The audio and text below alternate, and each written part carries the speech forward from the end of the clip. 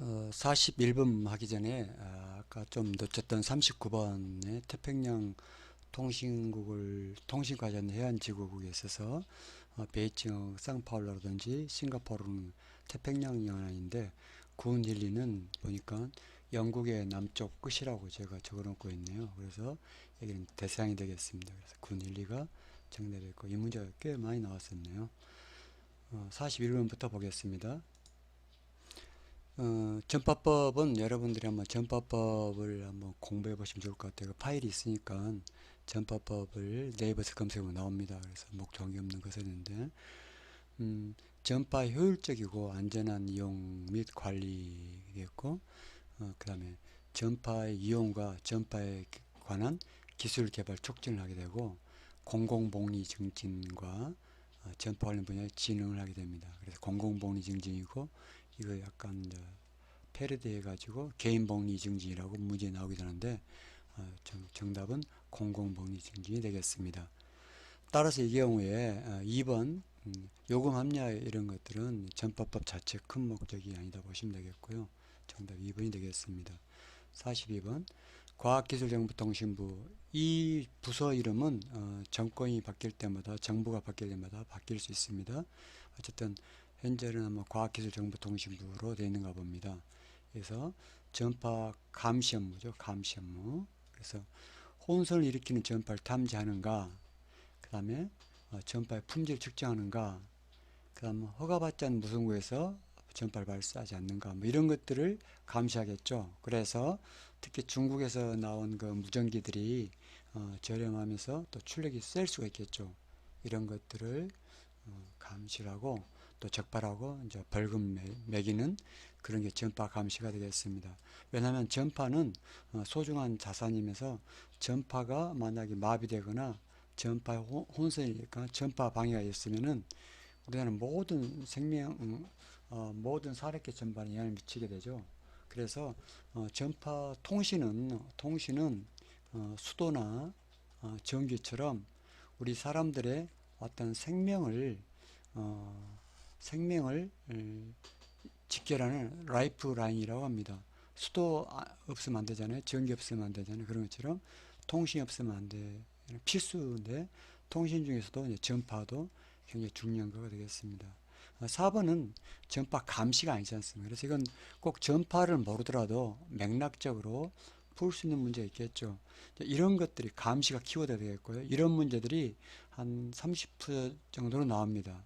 즉 전파 전자통신을 공부하지 않고 기출문제 공부하지 않더라도 우리가 어떤 발문이라 하죠. 문제에서 어떤 키워드를 우리가 캐치할 수 있는 능력이 있다면, 물론 밑줄은 지금 제가 쳐놓은 거지 원래 문제는 안 나오죠.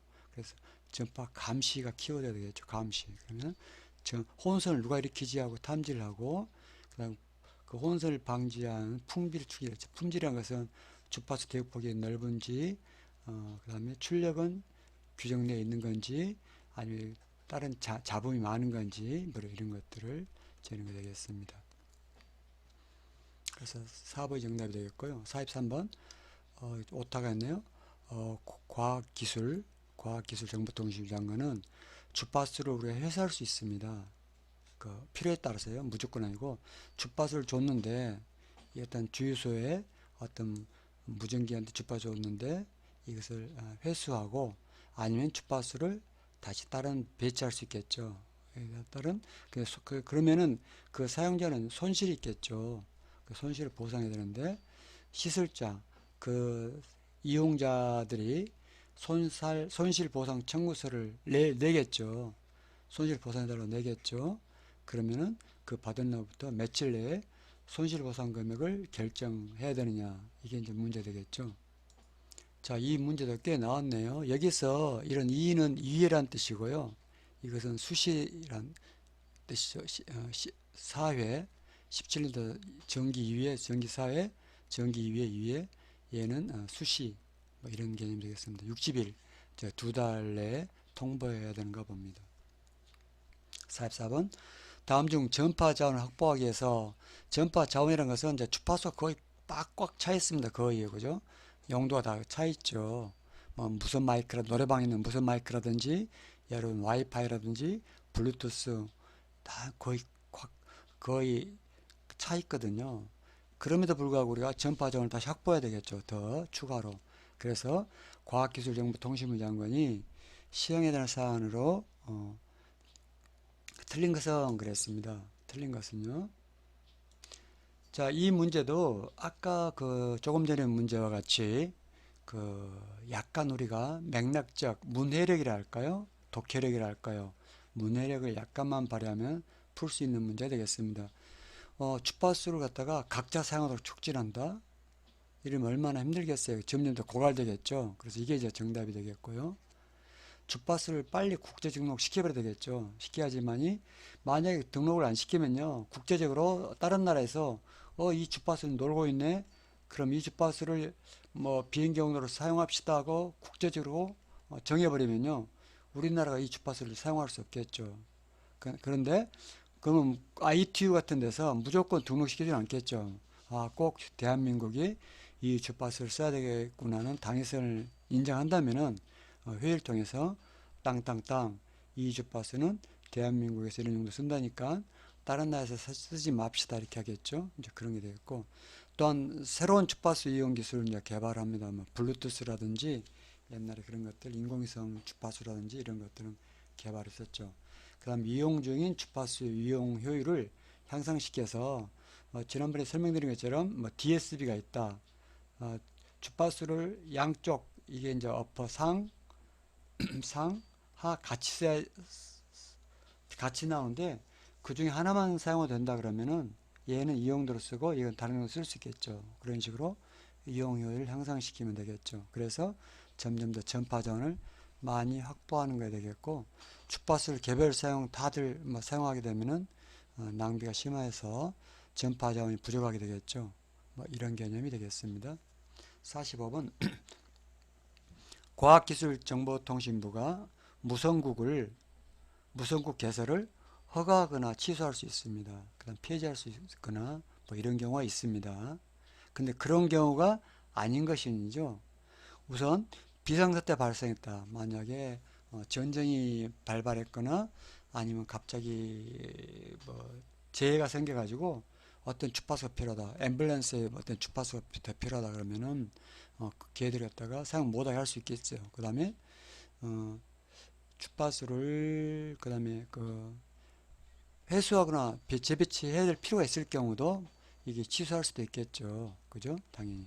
그 다음에 혼신이 있을 경우도 필요하면요. 그러니까 이 주파수가 그때는 몰랐는데 다음에 보니까 어떤 데 영향을 미치는 겁니다. 예를 들면 수도 검침이라든지 전기 검침하는 주파수가 있는데요. 가만히 보니까 이 주파수가 검침에 열한다. 알고 봤더니 어떤 무전기 주파수가 자꾸 무전기 사용할 때마다 수도나 전기 검침이 안 되다는 겁니다. 그러면은 수도 검침이 더 공공성 있지 않습니까? 국민 전체가 이 주파수 써야 되지 않습니까? 그러면은 혼신을 필요해서 재배치를 해야 되겠죠. 그죠? 그래서 이건 우리가 쓸 테니까 전기나 수도요금 검침을 쓸 테니까 당신들은 이것을 중지시키시고 주파수를 회수해 가지고 다른 주파수 쓰시오 할 거고 그에 따라서 이제 이 43번 문제처럼 그럼 뭔가 보상해야 되겠죠. 예를 들면은 그럼 새로운 무전기를 사야 되니까 그 무전기를 100% 지원해 줄 수는 없지만은 한 30% 정도 그럼 지원해 줄게요. 이제 그런 게 있겠죠. 옛날에 노래방에 무선 마이크가 700메가였는데요. 700메가헤르츠를 혼신이 아니라 사실은 그 다른 그 휴대폰이거든 주파수가 필요해 가지고요.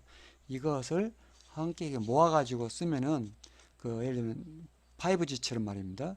그렇게 필요해서 700MHz 주파수를 못 쓰게 하고 야 무슨 노래방 무슨 마이크는 900MHz 쓰레이 하면서 이거면 700MHz 쓴 무선 마이크들은 어쩔 수 없이 이걸로 해야 되지 않습니까? 그래서 이것을 구입할 때 한 30% 정도 보상해 주겠다. 뭐 이런 것들이 이제 이게 보상이 되겠죠. 이런 것들이 지금 이런 45번 문제가 되겠습니다. 자, 정답은 주파수 할당하는 경우인데요. 이미 주파수 할당을 해버렸는데 그 명할 수 있는 경우가 아니겠죠. 그죠? 그래서 4번이 정답이고, 이런 것들은요, 전파법에 보면은 이 문구로 해가지고 이 경우수가 나옵니다. 그래서 이런 걸 통해서 문제를 이렇게 만들면서 이렇게 엉뚱하게 좀 했겠죠. 자, 46번, 47번, 48번 전파법입니다. 이게 자주 나오는 문제가 되겠습니다. 국가기관을 폭력으로 파괴할 것을 통신한 자. 이게 지난번 전기 2회 때 거꾸로 나왔죠. 이걸 묻는 문제로 이게 나왔었죠. 그죠? 이제 그런 식으로 어떤 문제를 이것을 발문으로 하고 이걸 선택지로 하는 것도 있고요. 어, 통신법에 벌칙 1년 이상 혹은 10원 이하의 징역을 하는 벌칙은 뭔가 그래서 나오는 게 이제 뭐 이게 물어볼 수도 있고 뭐 이런 문제가 나오겠습니다. 통신 시설도 파괴하면 또 더 무거운 벌이 되겠습니다. 47번 행정처분 기준이 되겠습니다. 무선 총주다. 이게 그냥 여러분 답을 외두시고요. 여기서 이게 그러면은 중공검사를 받지 않고 무선국을 운영한 경우에 한 번 이상 위반 시에 얼마인지는 제가 미리 재보지는 않았습니다. 안 했고요. 어쨌든 이 문제가 나왔다 보시면 되겠고 이걸 그렇게 알고 있으면 좋겠습니다. 48번 문제. 허가 유효기간이 1년인 무선국 주로 뭐가 있었습니까? 지난번에 보면은 시험국과 또 실험국이 있었을 겁니다. 아마 그런 것들은 1년인데 유효기간이 이걸 이제 재허가해야 되겠죠. 그러면 유효기간 2개월 전에 그러니까 12월 달에 만료가 되면은 11월, 10월 이전에 2개월 전에 제가 신청하면은 그때 밟아가지고 다시 그때부터 연장이 하겠죠. 이제 이런 것들 2개월 전 기억하시기 바랍니다. 49번 문제. 이제 신호 강도가 되겠죠. 신호 강도를 물을 때 어떻게 했습니까? 지난번에 복습해 봅시다. How do you read? 이렇게 되죠. How do you read me?까지도 포함될 수 있습니다. 이 read가 무슨 뜻이냐? 이것도 시험문제 가끔 나왔었습니다. 읽는다는 뜻이 아니라 감도가 어떠냐? 잘 들리냐? 이 뜻이 되겠습니다. 내 목소리가 내 신호가 잘 들리는가? 할 때 How do you read me? 이렇게 되겠습니다. 그래서 신호 강도 묻는 것을 간단한 약어로는 QSA라고 물어봅니다. 그러면 이제 1, 2, 3, 4, 5까지인데요. 4의 의미는 강합니다가 되겠습니다. 1은 감도 거의 없고 2번 weak, 3번 지난번 문제 말씀드렸죠. fairly good, 대체로 양호합니다. good 혹은 fair. 4번 good. 그러니까 3번은 fairly good이 아니라 이제 fair가 되겠죠. 4번은 good, 5번은 very good 되겠고 4번은 이제 강합니다가 되겠습니다.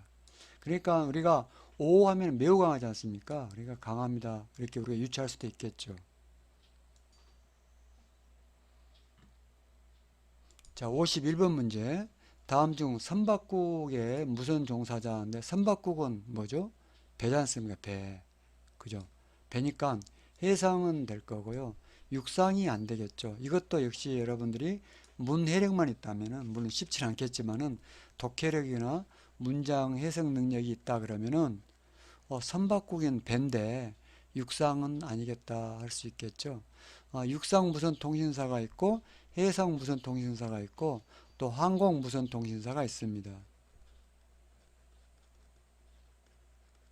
그래서 해상 무선 통신사는 주로 해군 부사관, 항공 무선 통신사는 그 공군이나 이런 데서 필요하고요. 육상은 그 용도가 글쎄요 잘 모르겠습니다. 이것은 국가기술 자격은 아니고요. 그 위에가 이제 우리가 지금 따는 전파제동 기능사부터가 이제 국가 자격이 되겠죠. 그래서 얘들보다는 이게 좀 높죠. 기능사니까요. 그렇게 보시면 되고 제한무선 통신사는 앰뷸런스라든지 그러니까 응급구조사라든지 그 다음에 그 요트 있죠. 요트 보트 같은 거 할 때 제가 기억하기로는 50와트 이하의 어떤 무전기를 달 때는 이제 제한무선 통신사가 되겠고 제한무선 통신사도 옛날에는 이제 시험을 쳤었는데 지금은 몇 시간 교육비를 내고 교육만 받으면은 발급해 주는 걸로 되어 있습니다. 그래서 응급구조사라든지 앰뷸런스, 소방서라든지 요트 취미가 있는 사람들은 이것을 교육받고 이 자격증을 받습니다. 그래서 이게 선박국이란 말이 그 말이죠. 선박국이니까 요트도 선박이니까 여기서는 이제 제한부선 동일사가 되겠고요. 육상은 배하고 관계없죠. 그래서 정답이 이거 되겠습니다. 자, 여기까지 일단은 50번까지 하고 또 다음 시간에 10문제를 풀도록 하겠습니다. 감사합니다.